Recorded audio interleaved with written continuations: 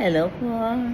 Ito po, tapos na po kami kumain at umiinom na po kami ng Yoki Hino Kajitsu. Ito po ang pangalan ng tea na to. Tungi naman. Napakasarap, napakabango. Ito po ang nalagyan niya o lalagyan lang. Ang sarap-sarap na. Ito po. Yan. Ang sarap. Tapos meron pang, ito po, pakita ko sa inyo. Meron pang, ano to siya,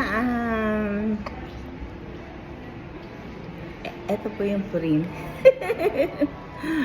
Mukhang ang sarap-sarap ng purin na to. Tikman ko nga. Yan.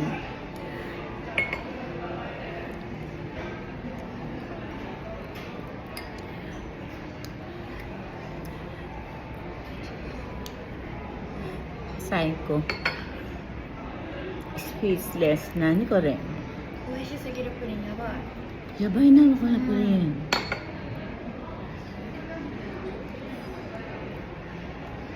Nani ko rin.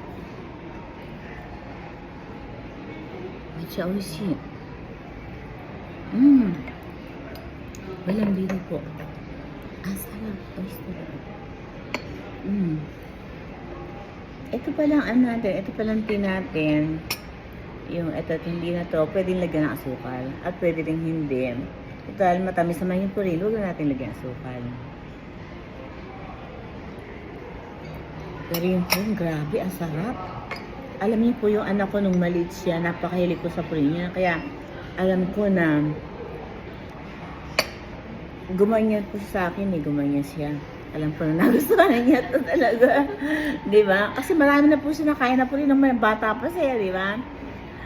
Kumbaga sa ano, hindi ba sa atin, ang purin sa atin parang yung pinaka-leche plan. Hindi po ba? Ngayon dito naman sa Japan, itong purin, ang pinaka-leche plan nila. Na ganyan siya.